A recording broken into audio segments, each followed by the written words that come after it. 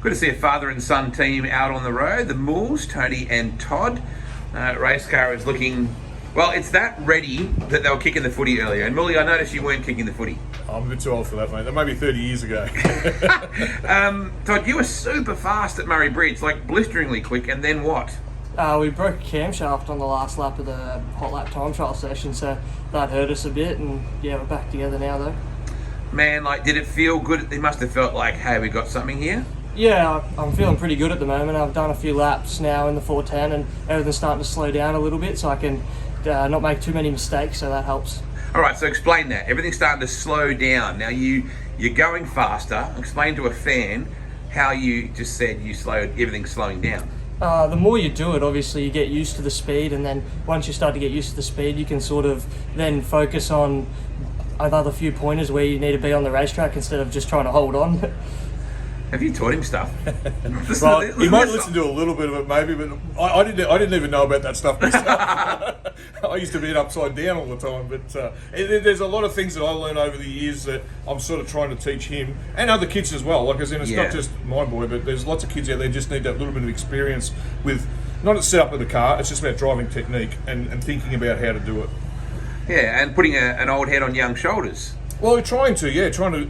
These things take like 300, 400 shows realistically to be really good. And that's why the Americans are so good. Like, they do 100 shows a year, 80 to 100 shows. So when they're 16 to 21, they've done those 300 or 400 shows. It takes a young bloke over here in this country nearly 10 years. So 300 or 400, mate. Yeah, I got a long way to go. Yeah. Lucky you got good sponsors on board. You got a pair of Andrews on board, mate. Yeah, with Andrew Elder from Mainline Dynalog. He helps out a lot of guys in the pits, but he's really good to us, and I can't thank him enough. And also Andy from CCPH. He's also my boss, and yeah, he's always willing to give a hand wherever we need it. How cool is it that you get to do this with your boy?